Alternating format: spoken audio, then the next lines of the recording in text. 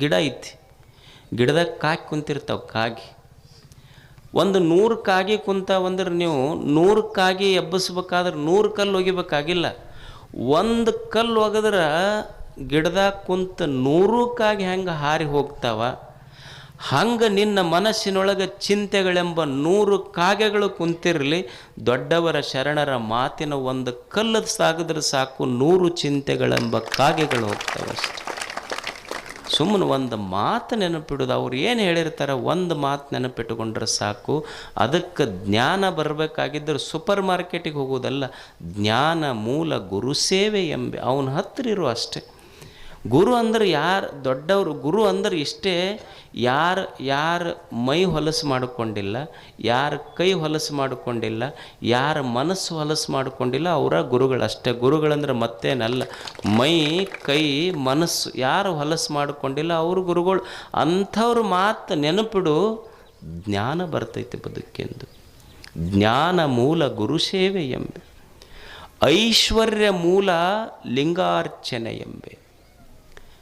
ನಾವಂತ ಹಿಂಗೆ ಐಶ್ವರ್ಯ ಬರಬೇಕಾದ್ರೆ ಪೂಜೆ ಮಾಡ್ಬೇಕಂತಳಕ್ಕೆ. ಮತ್ತು ನಾವು ಎಷ್ಟು ಪೂಜೆ ಮಾಡೀವ್ರಿ, ಏನು ಅದ್ರ ಸಲುವಾಗೇ ಮಾಡೀವಿ ನಾವೆಲ್ಲ. ಗುಡಿಗೆ ಹೋಗಿದ್ದು ಅದಕ್ಕೆ, ವಾಸ್ತು ಕೇಳಿದ್ದು ಅದಕ್ಕೆ, ಏನು ಮನೆ ಕಟ್ಟಿಸಿದ್ವಿ ಎಲ್ಲ ಚಲೋ ಚಲೋ ಮನೆ ಎಲ್ಲ ಒಡೆದು ಎದಕ್ಕೆ ಸಂಪತ್ತು ಬರ್ಬೇಕಂತ. ಏನು 100 ಎಕರೆ ಕಟ್ಟಿಸಿವಿ, 50 ಎಕರೆ ಕಬ್ಬು ಹಚ್ಚಂಗೆ ಆದರೂ ಬಂದು ಏನಂತಾನೆ ಮಠಕ್ಕೆ ಬಂದು ಒಟ್ಟು ಹಿಂಗೆ ಕಾಣ್ತೈತಪ್ಪ, ಕಣ್ಣಿಗೆ ಕಾಣ್ತೈತಿ, ಕೈಗೆ ಬರೋದು. ಮತ್ತು ಹೋಗಿ ನಂಬರ್ ಹಚ್ಚಿದ್ರೆ ಅವ್ರ ಕೈಯಾಗ ಹೋಗ್ತೈತಿ, ನಿನ್ನ ಕೈಯಾಗ ಹೆಂಗೆ ಬರ್ತೈತೆ? ಕಣ್ಣಿಗೆ ಕಾಣ್ತೈತಿ, ಕೈಗೆ ಬರೋದು. ಅಲ್ಲ, ನಮ್ಮ ಸಂಪತ್ತಿಗಾಗೆ ಮಾಡಿವೆಲ್ಲ ನಾವು, ಎಲ್ಲನೂ ಮಾಡಿದ್ದು. ಜ್ಞಾನಿಗಳಂತಾರೆ ಯಾವುದಕ್ಕೆ ಸಂಪತ್ತು ಅನ್ನಬೇಕು. ಸಂಪತ್ತು ಅಂತ ಯಾವುದಕ್ಕೆ ಅನ್ನಬೇಕು ಅಂದ್ರೆ, ಯಾವುದು ನಿನಗೆ ಆಪತ್ತು ತರೋದಿಲ್ಲ ಅದು ಸಂಪತ್ತು. ನಮ್ಮ ಸಂಪತ್ತು ನಮಗೆಲ್ಲ ಆಪತ್ತು ತಂದೈತಿ. ಈಗ ನೀವು ನೋಡೋಣ, ಒಂದು ಬಂಗಾರ ಹಾಕ್ಕೊಂಡು ಒಂದು ತೊಲೆ ಹಾಕ್ಕೊಂಡು ಹಿಂಗೆ ರಾತ್ರಿ ನೀವು ಹೋಗಿ ಬರ್ರಿ, ಬಂಗಾರ ತೊಗೊಂತಾರೆ, ತಲೆನ ತೆಗಿತಾರೆ. ನಮಗೆ ಆಪತ್ತು ತಂತಂದ್ರೆ ಅದು ಹೆಂಗೆ ಸಂಪತ್ತಾಗುತ್ತೆ? ಯಾವುದು ನನಗೆ ಆಪತ್ತು ತಂದಿಲ್ಲೋ ಅದು ಸಂಪತ್ತು. ಅದಕ್ಕಕ್ಕೆ ಮುಕ್ತಾಯಕ್ಕಂತಾಳ ಐಶ್ವರ್ಯ ಮೂಲ ಲಿಂಗಾರ್ಚನೆ ಎಂಬೆ. ಲಿಂಗಾರ್ಚನೆ, ಲಿಂಗ ಅಂದ್ರೆ ನಾವು ಬರೀ ಕಲ್ಲಿನ ಗುಡಿಯೊಳಗಿರುವ ಲಿಂಗ, ಅದು ಲಿಂಗ ಅಲ್ಲ. ಅಲ್ಲಮ ಪ್ರಭು ಒಂದು ಸುಂದರ ಮಾತು ಬರೀತಾನೆ, ಲಿಂಗ ಅಂದ್ರೆ ಲಿಂಗವೆಂಬುದು ಅನಂತದ ಹೆಸರೋ ಗುಹೇಶ್ವರನೆಂಬುದದೇನು. ಲಿಂಗ ಅಂದ್ರೆ ಇಡೀ ತೋರುವ ಈ ಪ್ರಪಂಚ ವಿಶ್ವ ಅನಂತತೆ ಐತೆಲ್ಲ, ಇದು ಎಲ್ಲವೂ ಲಿಂಗವೇ. ಅದಕ್ಕೆ ಐಶ್ವರ್ಯ ಬರಬೇಕಾಗಿತ್ತು ಅಂದ್ರೆ ಬರೇ ದುಡ್ಡು ಗಳಿಸೋದಂತಲ್ಲ. ಮೊದಲು ನಾವು ತಿಳ್ಕೊಬೇಕಾಗಿದ್ದು ಬಡತನ ಯಾಕೆ ಬಂತು ನಮಗಂತ. ನಮಗೆ ಬಡತನ ಯಾಕೆ ಬಂತು ಅಂದ್ರೆ ನಮಗೆ ಇರುವುದು ಯಾವುದು ಸಂಪತ್ತಂತ ಗೊತ್ತಾಗಿಲ್ಲ. ದೇವರು ಏನು ಇದನ್ನೆಲ್ಲ ಇಟ್ಟನಲ್ಲ, ಇದು ಸಂಪತ್ತಂತ ಗೊತ್ತಾಗ್ಲಾರ್ದಕ್ಕೆ ಬಡತನ ಬಂತು ನಮಗೆ. ಯಾವುದು ಸಂಪತ್ತಲ್ಲ ಹೇಳಿ ಇಲ್ಲಿ. ನಾವೇನು ತಿಳ್ಕೊಂಡಿವಿ ಅಂದ್ರೆ ಬರೀ ಬಂಗಾರ ಬೆಳ್ಳಿ ದುಡ್ಡಿದ್ದವ್ರು ಇದ್ರಷ್ಟೇ ಸಂಪತ್ತಂತ ತಿಳ್ಕೊಂಡಿದ್ದಕ್ಕೆ ಬಡತನ ಬಂದೈತೆ ನಮಗೆ. ಇಲ್ಲಿ ಯಾವುದು ಸಂಪತ್ತಿಲ್ಲ ದೇವನ ಸೃಷ್ಟಿಯಲ್ಲಿ. ಈ ವಿಶ್ವ ಅನಂತವಾಗಿರುವಂಥ ವಿಶ್ವ, ಇದು ದೇವನ ಸಂಪತ್ತಿದೆಯಲ್ಲ. ಚಿತ್ತ ಶುದ್ಧದಲ್ಲಿ ಕಾಯಕವ ಮಾಡುವ ಶರಣಂಗೆ ಎತ್ತೆತ್ತ ನೋಡಿದಡತ್ತತ್ತ ಲಕ್ಷ್ಮಿ ತಾನಾಗಿಪ್ಪಳು. ಏನು ಒಬ್ಬ ರೈತ ಹೊಲದಾಗ ದುಡಿದ್ರೆ ಹೆಂಗೆ ದುಡಿಬೇಕು ಅಂದ್ರೆ, ಭೂಮಿ ತಾಯಿ ಅಂತಿರ್ಬೇಕು. ನಾನಾ ದಣ್ಕೊಂಡಿನಪ್ಪ, ಸ್ವಲ್ಪ ನೀ ರೆಸ್ಟ್ ಮಾಡಿ ಹೋಗಂತ ಭೂಮಿ ತಾಯಿ ಅಂತಿರ್ಬೇಕು. ಹಂಗೆ ದುಡಿಯೋದು ಮನುಷ್ಯ. ಭೂಮಿ ಸಂಪತ್ತಲ್ಲೇನು ಹೇಳಿ, ಭೂಮಿ ಎಂಥ ಸಂಪತ್ತು, ಏನು ಅದ್ಭುತವಾದ ಸಂಪತ್ತು ಮಣ್ಣಿನೊಳಗಿಟ್ಟಾನ ದೇವರು. ನೀವು ಇಲ್ಲೆಲ್ಲ ಗಿಡ ಹಚ್ಚಿರಿ, ಮಾವಿನ ಗಿಡ ಹಚ್ಚಿರಿ, ತೆಂಗಿನ ಗಿಡ ಹಚ್ಚಿರಿ. ಒಂದು ಮಾವಿನ ಸಸಿ ಸುಮ್ಮನೆ ಏನೂ ಇಲ್ಲ, ನೀವು ಚೀಪಿ ಗೊಟ್ಟ ಒಗೆದಿರಿ ಅದ್ರಾಗ, ಹೌದಲ್ಲ? ಚೀಪಿ ಗೊಟ್ಟ ಒಗೆದಿರಿ ಅಲ್ಲೇನೂ ಇಲ್ಲ, ಬರೇ ಮಣ್ಣದು. ಸಸಿ ಬರ್ತೈತೆ, ಒಂದು ಗೊಟ್ಟದೊಳಗಿಂದ ಸಸಿ ಬಂದಿದ್ದು ಎಲ್ಲಿಂದ? ಅದೇ ಮಣ್ಣಿನಿಂದ, ಹೌದಲ್ಲ? ಮಣ್ಣು ಬಿಟ್ಟು ಏನರ ಬಂದೈತೆ? ಸಸಿ ಬಂದಿದ್ದು ಮಣ್ಣಿನಿಂದ, ಮುಂದೆ ಗಿಡ ಆಗಿದ್ದು ಅದೇ ಮಣ್ಣಿನಿಂದ, ಮುಂದೆ ಹಣ್ಣು ಬಂದಿದ್ದು ಅದೇ ಮಣ್ಣಿನಿಂದ. ಏನು ಮಜಾ ಹೇಳ್ತಾರಂದ್ರೆ, ಗೊಟ್ಟ ಬಂದಿದ್ದು ಮಣ್ಣಿನಿಂದ, ಸಸಿ ಬಂದಿದ್ದು ಮಣ್ಣಿನಿಂದ, ಗಿಡ ಬಂದಿದ್ದು ಮಣ್ಣಿನಿಂದ, ಹೂವು ಬಂದಿದ್ದು ಮಣ್ಣಿನಿಂದ, ಹಣ್ಣು ಬಂದಿದ್ದು ಮಣ್ಣಿನಿಂದ. ಹಣ್ಣು ತಿಂದ್ರೆ ಮಣ್ಣು ತಿಂದಂಗೆ ಆಗೋದಿಲ್ಲ, ಮಣ್ಣು ಬಿಟ್ಟರೆ ಹಣ್ಣ ಬರೋದಿಲ್ಲ. ಇದು ಭೂಮಿ ತಾಯಿಯ ಸಂಪತ್ತು. ಮಣ್ಣು ಬಿಟ್ಟರೆ ಏನಾರ ಬೆಳಿಲಿಕ್ಕಾಗ್ತೈತೆ ನಮಗಿದು? ಮಣ್ಣು ಸಂಪತ್ತು, ನೀರು ಸಂಪತ್ತು, ಗಾಳಿ ಸಂಪತ್ತು. ನೀವು ನೋಡಿದ್ರೆ ಇಲ್ಲಿ ಎಲ್ಲ ಆಕ್ಸಿಜನ್ ಕೊರೋನಾದಾಗ ನೀವು ಅನ್ಬೋದು, ನನಗೇನು ಇಷ್ಟು ಎಕರೆ ಹೊಲ ಹಿಡ್ದೀನಿ, ಇಷ್ಟು ಸಂಪತ್ತೈತಿ, ನನ್ಯಾರು ಏನು ಮಾಡ್ತಾರೆ? ಕಂಡವ್ರಿಗೆಲ್ಲ ನೀನು ನೋಡ್ಕೊತೀನಿ ಹೋಗಿ ಅಂತಿರ್ತಾರೆ.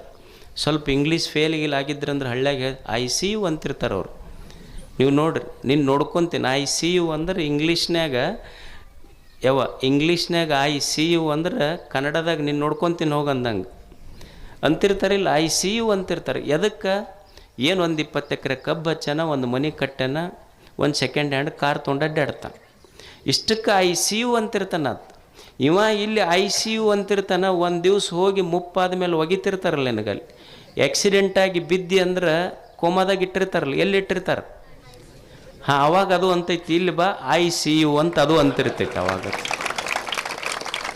ನೀವು ಹೊರಗೆ ಎಷ್ಟು ದಿವಸ ICU ಅಂದೆಲ್ಲ, ಅಲ್ಲಿ ಬಾ ICU ಅಂತಿರ್ತೈತಿ. ಯಾವುದು ICU? ಎಲ್ಲವೂ ಸಂಪತ್ತೈತಿ ಇಲ್ಲಿ. ಮಣ್ಣು ಸಂಪತ್ತು, ನೀರು ಸಂಪತ್ತು, ಗಾಳಿ ಸಂಪತ್ತು, ಬೆಳಕು ಸಂಪತ್ತು, ತಂದೆ ತಾಯಿಗಳ ಸಂಪತ್ತು, ಭಾವ ಸಂಪತ್ತು, ಮಾತು ಸಂಪತ್ತು. ಯಾವುದು ಸಂಪತ್ತಿಲ್ಲ ಈ ಜಗತ್ತಿನೊಳಗೆ. ಇದು ದೇವ ಕೊಟ್ಟಿದ್ದು.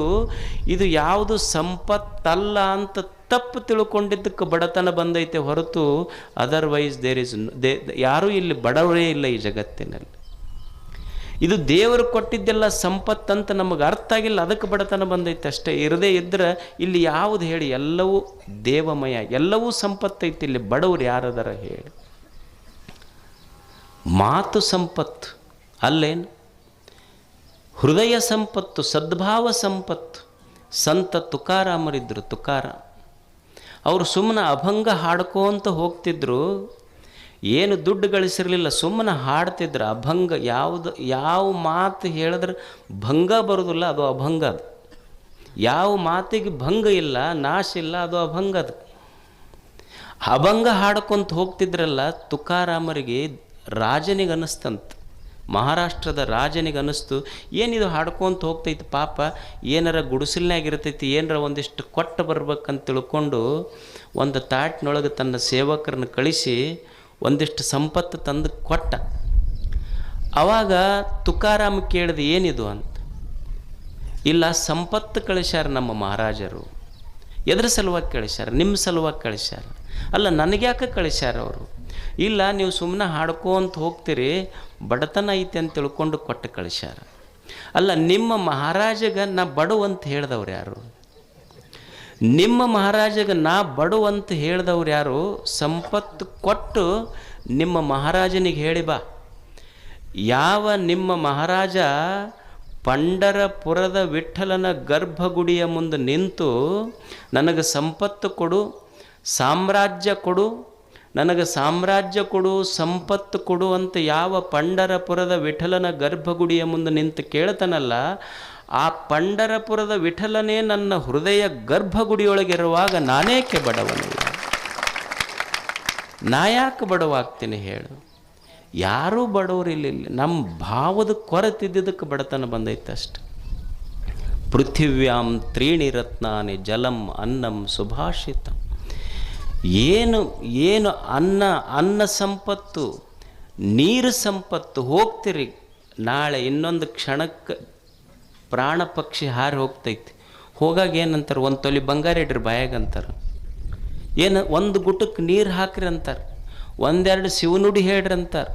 ಅಂದ್ರೆ ನಿನ್ನ ಪ್ರಾಣ ಪಕ್ಷಿ ಹಾರಿ ಹೋಗುವಾಗ ನೀನು ಗಳಿಸಿದ ಸಂಪತ್ತು ಬರಲಿಲ್ಲ, ಒಂದು ಹನಿ ನೀರು ನಿನ್ನ ಜೊತೆಗೆ ಬಂದಿತ್ತಷ್ಟೆ.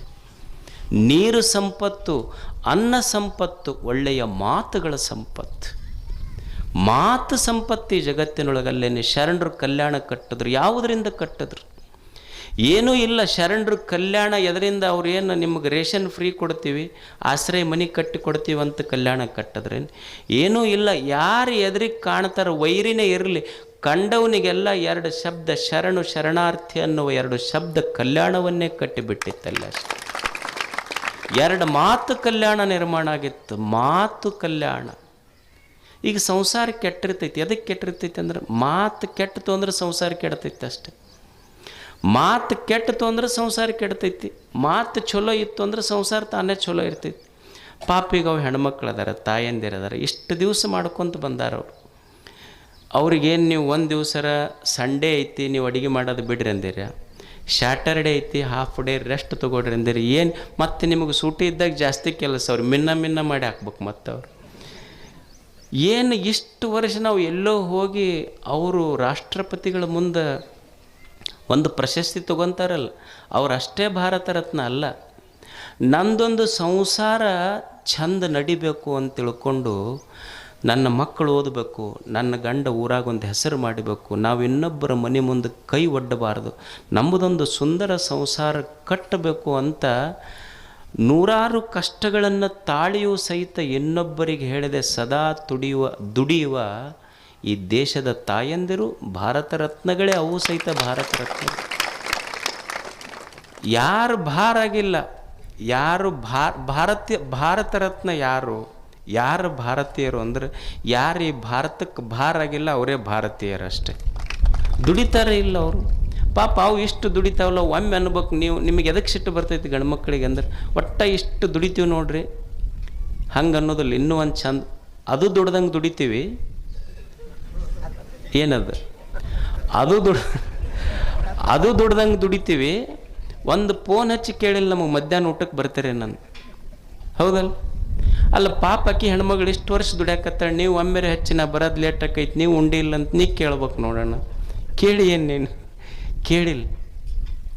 ಒಬ್ಬನಿಗೆ ಸಮಸ್ಯೆ ಆಯ್ತು, ಭಾಳ ಸಮಸ್ಯೆ ಆಯ್ತು. ಒಬ್ಬ ಜ್ಯೋತಿಷ್ಯ ಹತ್ರ ಭಾಳ ಸಮಸ್ಯೆ ಆಗೈತೆ ರೀ ಮನ್ಯಾಗ. ಏನು ಸಮಸ್ಯೆ ಆಗೈತಿ? ಒಟ್ಟು ನಮ್ಮ ಮನೆಯವ್ರಿಗೆ ನಮಗೆ ಹೊಂದಿಕಿಲ್ಲ. ಅಲ್ಲಿ ಏನು ಸಮಸ್ಯೆ ಹೊಂದಿಕಿಲ್ಲ ಅಂದ್ರೆ ಏನಾಗೈತಿ? ಅವ್ರು ಏನು ಅಡುಗೆ ಮಾಡ್ತಾರೆ ಒಟ್ಟು ಸ್ವಾದ ಇಲ್ಲ ಅದ್ರಾಗ ನನಗೆ. ಅಲ್ಲೋ ಜ್ಯೋತಿಷ್ಯದಾಗ ಏನರ ಹೇಳ್ಬೋದು, ನಿನ್ನ ಸಮಸ್ಯೆನೂ ನಮ್ಮ ಮನೆಗೆ ಹೋಯ್ತಿದ್ದು ಸಮಸ್ಯೆ ಅಂದ ಸೇಮ್ ಪ್ರಾಬ್ಲಮ್. ಅಲ್ಲಿ ನಮ್ಮ ಮನೆಯಾಗೂ ಹಿಂಗಾಯ್ತು. ಇದಕ್ಕೆ ಜ್ಯೋತಿಷ್ಯದಾಗ ಏನು ಹೇಳಕ್ಕೆ ಬರೋದಿಲ್ಲ ಅಂದ್ರೆ ಅವ್ರು ಜ್ಯೋತಿಷ್ ಅಲ್ರಿ. ಮತ್ತು ಏನು ಹೇಳ್ಬೇಕು ಇದಕ್ಕೆ? ಒಟ್ಟು ಅವ್ರು ಏನು ಸ್ವಾದನ ಇರೋದಿಲ್ಲ ಅದ್ರಾಗ. ಏನು ಮಾಡ್ಬೇಕು ತಮ್ಮ? ಇದಕ್ಕೇನೂ ಇಲ್ಲ. ಜ್ಯೋತಿಷ್ಯದಾಗಂತೂ ಇದು ಕೂತ್ರಿಲ್ಲ. ನೀ ಎಷ್ಟು ಪಗಡಿ ಅವೇನು ಹಾಡ್ತಿರ್ಲಿ ಎಲ್ಲ ಹಾಕಿ ನೋಡಿದ್ರು ಏನೂ ಉತ್ತರ ಇಲ್ಲ. ಇದಕ್ಕೆ ಇರೋದು ಒಂದೇ ಉತ್ತರ ಏನಂದ್ರೆ ಅವ್ರು ಹೆಂಗಾರ ಮಾಡಲಿ ಭಾಳ ರುಚಿಯಾಗೈತೆ ಅಂತ ಹೇಳ್ಬೇಕು ಅಟ್ಟ. ಇದನ್ನು ಬಿಟ್ಟರೆ ಬೇರೆ ಉತ್ತರ ಇಲ್ಲ. ಅವ್ರು ಏನಾರ ಕುದಿಸ್ಲಿ ಹೇಳ್ಬೇಕು ಚಂದ ಭಾಳ ರುಚಿಯಾಗೈತೆ ಅಂತ ಹೇಳ್ಬೇಕು. ಇದು ತಲೆಯಾಗಿತ್ತ ಅದ ಇಟ್ಕೊಂಡು ಬಂತು ಮನೆಗೆ. ಅವ್ರು ಅವತ್ತು ಹೋಳಿಗೆ ನೀಡಿದ್ರು ಇದಕ್ಕೆ. ಉಂಡವನ ಒಂದು ತುತ್ತು ಉಂಡಂದ ಇಂಥ ರುಚಿ ಹೋಳಿಗೆ ಎಂದೂ ಉಂಡಿಲ್ಲ ಅಂದ. ಕೊಟ್ಲು ಏಟೊಂದು 20 ವರ್ಷ ಮಾಡಿ ಹಾಕಿ ನೀವು ಒಮ್ಮೆ ರುಚಿ ಅಂದಿಲ್ಲ. ಇವತ್ತು ಮಗ್ಗಲ ಮನೆಯಕ್ಕೆ ಹೋಳಿಗೆ ಮಾಡಿ ಕೊಟ್ಟಿದ್ದಕ್ಕೆ ಎಷ್ಟು ರುಚಿ ಆತಂದ್ರೆ ಇಷ್ಟು ದಿವಸ ಮಾಡಿ ಹಾಕಿ ನಿನಗೆ ಒಂದು ದಿವಸರ ರುಚಿ ಅಂದಿಲ್ಲ ನೀನು. ಮಗ್ಗಲು ಒಂದು ದಿವಸ ಮಗ್ಗಲ ಮನೆಯಕ್ಕೆ ಹಾಕಿದ್ದಕ್ಕೆ ಎಷ್ಟು ರುಚಿ ಆತ ನಿನಗೆ. ಅಲ್ಲ ಸುಮ್ಮನೆ ಅನ್ಕೊಂತ ಹೋಗಿದ್ರೆ ಕಪಾಳ ಬಾಯದ ಉಳಿತಿತ್ತು. ನಾ ಹೇಳಿ ಮಾತು ಸಂಸಾರ ಕಟ್ಟತಾವ, ಮಾತು ಸಂಸಾರ ಕೆಡಿಸ್ತಾವ. ಮಾತೆಂಬುದು ಜ್ಯೋತಿರ್ಲಿಂಗ, ಅದು ಕಲ್ಲಿನ ಲಿಂಗ ಅಲ್ಲ, ಬೆಳಕಿನ ಲಿಂಗ ಅದು ಅಷ್ಟೆ. ಮಾತು ಸಂಪತ್ತು, ಸದ್ಭಾವ ಸಂಪತ್ತು, ತಂದೆ ತಾಯಿಗಳ ಸಂಪತ್ತು, ಮಣ್ಣು ಸಂಪತ್ತು, ನೀರು ಸಂಪತ್ತು. ಈ ವಿಶ್ವ ಏನಿದೆ ತೋರುವ ಅನಂತ ವಿಶ್ವವೇ ಸಂಪತ್ತು ಅಂತ ತಿಳ್ಕೊಂಡು ಬಿಟ್ಟರೆ ನಮ್ಮನ್ನು ಬಡತನನೇ ಬರೋದಿಲ್ಲ, ನಾವು ಬಡವರಾಗಿ ಉಳಿಯುವುದಿಲ್ಲ ಜಗತ್ತಿನಲ್ಲಿ. ಅದಕ್ಕೆ ಐಶ್ವರ್ಯ ಮೂಲ ಲಿಂಗಾರ್ಚನೆ ಎಂಬೆ ಇದು ದೇವನದು ಅಂತ ಪ್ರೀತಿಸಷ್ಟೆ. ಇದು ನಂದು ಅಂತ ಪ್ರೀತಿಸುವುದಲ್ಲ, ಇದು ದೇವರದು ಅಂತ ಪ್ರೀತಿಸುವುದು. ಇದು ಜೀವನ, ಈ ಜಗತ್ತೇನಿದೆ ದೇವ ಕೊಟ್ಟಾನ ಅಂತ ಪ್ರೀತಿಸಷ್ಟೆ. ಈಗ ನೀವೊಂದು ಮದುವೆಗೊಂದು ಮಾವ ಒಂದು ಉಂಗುರ ಹಾಕಿರ್ತಾನೆ, ಏನು ಎಲ್ಲರಿಗೆ ಬಲಗೈಯಾಗ ಹಾಕ್ಕೊಂಡು 4 ಬಟ್ಟು ತೋರಿಸ್ತಿರೋದಿಲ್ಲ, ಇದ ಮುಂದೆ ಮಾಡ್ತಿರ್ತಾನೆ ನಮಸ್ಕಾರ ಮಾಡುವಾಗ ಹೇಳುವಾಗ. ನನ್ನ ಕರೆದೆ ಅವ್ರು ಯಾರೂ ಕರೆದಿಲ್ಲ ಆದರೂ ಅಂದ್ರೆ ಒಬ್ಬ ಮಾವ ಸುಮ್ಮನೆ ಒಂದು ಉಂಗುರ ಕೊಟ್ಟಿದ್ದಕ್ಕೆ ಮಾವಿಗೆ ಅಷ್ಟು ಸಲ ನೆನಪಿಸ್ತೀವಿ. ಮಾವ ಒಂದು ಉಂಗುರ ಕೊಟ್ಟಿದ್ದಕ್ಕಿಷ್ಟು ನೆನಪಿಸ್ತೀವಿ. ಮಹಾದೇವ ಒಂದು ಬದುಕ ಕೊಟ್ಟಾನ, ಈ ಜಗತ್ತು ಕೊಟ್ಟಾನ, ಅವನನ್ನು ಎಷ್ಟು ನೆನಪಿಸ್ಬೇಕು. ಈ ಸುಂದರವಾದ ಜೀವನ ಜಗತ್ತು ಇದು ಸಂಪತ್ತಿದು ಅಷ್ಟೇ ಅಂತ ತಿಳ್ಕೊಂಡು ಬದುಕುವುದು. ಮೋಕ್ಷ ಮೂಲ ಘಟ ಸಂತೃಪ್ತಿ ಎಂಬೆ. ಮೋಕ್ಷ ಅಂದ್ರೆ ನಾವೇನು ತಿಳ್ಕೊಂಡಿವಿ, ಎಲ್ಲ ಮುಗಿದ ಮೇಲೆ ಎಲ್ಲೋ ಆಗೋದಂತ ತಿಳ್ಕೊಂಡು. ಮೋಕ್ಷ ಇದರ ಅರ್ಥ ದುಃಖವಿಲ್ಲದ ಸ್ಥಿತಿ ಅಷ್ಟೇ, ದುಃಖ ಇರಲಾರ್ದಂಗೆ ಇರೋದು. ಆನಂದವೇ ಮೋಕ್ಷ. ಆನಂದ ಇದ್ದಿ ಅಂದ್ರೆ ಅದೇ ಮೋಕ್ಷದ ಸ್ಥಿತಿ ಅಷ್ಟೇ. ಅದಕ್ಕೆ ದುಃಖ ಯಾಕಾತು ಅಂದ್ರೆ ಬಯಸ್ತೀವಲ್ಲ, ಅದಕ್ಕೆ ದುಃಖ ಆಗೈತಿ. ಏನೋ ಬಯಸ್ತೀವಲ್ಲ, ದುಃಖ ಆಗ್ತೈತಿ. ದುಃಖ ಯಾಕಾತ ಮನುಷ್ಯಾಗಂದ್ರೆ ಏನೋ ಬಯಸ್ತೀವಿ ನಾವು, ಅದಕ್ಕೆ ದುಃಖ ಆಗ್ತೈತಿ. ಮತ್ತು ನೀವು ಅನ್ಬೋದು, ಮತ್ತು ಬಯಸಲಿಲ್ಲ ಅಂದ್ರೆ ಜೀವನ ನಡೀತೈತೆ ಏನ್ರಿ ಗುರುಗಳ? ಬಯಸಿದ್ರೆ ದುಃಖ ಐತೆ ಅಂತ ನೀವು ಅಂತೀರಲ್ಲ, ಬಯಸದೇ ಇದ್ದರೆ ಜೀವನ ನಡೀತೈತೇನು? ಈಗ ಒಬ್ಬ ವಿದ್ಯಾರ್ಥಿ ಅದಾನ, ಓದ್ತಾನವ ಪಾಪ ಕಷ್ಟಪಟ್ಟು, ಫಸ್ಟ್ ರ್ಯಾಂಕ್ ಬರಬೇಕು ಅಂತ ಬಯಸಬಾರ್ದೇನು? ಒಬ್ಬ ಯುವಕ ಅದಾನ, ವ್ಯಾಪಾರ ಮಾಡ್ತಾನೆ, ನಾನು ಲಾಭ ತೆಗಿಬೇಕು ಅಂತ ಬಯಸಬಾರ್ದೇನು? ಒಬ್ಬ ಓದು ಹುಡುಗದ, ನಾನು IAS ಮಾಡಬೇಕು, UPSC ಕೋಚಿಂಗ್ ತೊಗೊಂಡು ಪಾಸ್ ಆಗಬೇಕು ಅಂತಾನೆ. ಅಲ್ಲ, ಬಯಸೋದು ತಪ್ಪೈತೇನು? ಬಯಸೋದು ತಪ್ಪಲ್ಲ. ಯಾಕೆ ಬಯಸಬಾರ್ದು ಅಂದರು ಅಂದ್ರೆ, ಬಯಸಿದ್ದು ತಪ್ಪಲ್ಲ, ನಾನು ಬಯಸಿದ್ದೆಲ್ಲ ಈಡೇರ್ತೈತೆ ಅನ್ನೋದು ತಪ್ಪು ಈ ಜಗತ್ತಿನೊಳಗೆ. ಅದರಿಂದ ದುಃಖ ಆಗೈತಿ.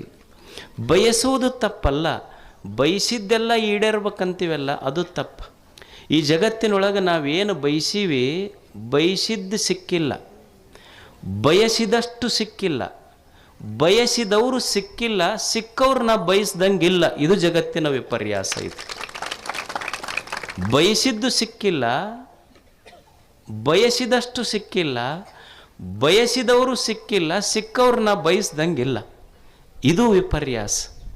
ಅದಕ್ಕೆ ನಾ ಅನ್ಕೊಂಡಂಗೆ ಏನೂ ನಡೆಯುವುದಿಲ್ಲ ಈ ಜಗತ್ತಿನೊಳಗೆ. ಜಗತ್ತು ಹೆಂಗಿರ್ತೈತಿ ಹಂಗೆ ನಾವು ಒಪ್ಕೊಂಡು ಬದುಕುವುದನ್ನು ಕಲಿಬೇಕಿಲ್ಲ ಅಷ್ಟೆ. ಈ ಜಗತ್ತೈತಲ್ಲ, ಇದು ಎಷ್ಟು ಕೋಟಿ ಜನ ಅದೀವಿ ನಾವಿಲ್ಲಿ. ಇಷ್ಟು ಕೋಟಿ ಜನ ನಾ ಅನ್ಕೊಂಡಂಗೆ, ನಾ ಅಂದಾಗ ಮಳೆ ಬರಬೇಕು, ನಾ ಅಂದಾಗ ಮಳೆ ಹೋಗ್ಬೇಕು. ಈಗ ನಾ ಅಂತೀನಿ, ನಮ್ಮ ಜಾತಿಯವ್ರ ಹೊಲದ ಮೇಲೆ ಅಷ್ಟೇ ಮಳೆ ಆಗ್ಬೇಕಂತ ನಾ ಅಂದೆ ಅಂದ್ರೆ ಅದು ಮೋಡ್ ಅಂತೈತಿ. ನಿಮಗೂ ತಲೆ ಕೆಟ್ಟೈತೆ ಅಂದ್ರೆ ನಮಗೇನ್ರ ತಲೆ ಕೆಟ್ಟೈತೇನ ಅಂತೈತದು.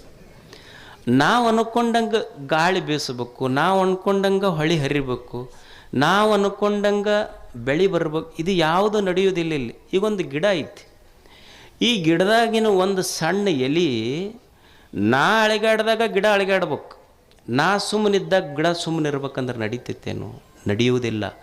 ಗಿಡ ಅಳಿಗಾಡ್ದಾಗ ಎಲೆ ಅಳಿಗಾಡಬೇಕು, ಗಿಡ ಸುಮ್ಮನಿದ್ದಾಗ ಎಲೆ ಸುಮ್ಮನೆ ಇರ್ಬೇಕಾಗ್ತೈತಿ. ಹಂಗೆ ಈ ಜಗತ್ತನ್ನೋದೊಂದು ದೇವನ ವೃಕ್ಷ.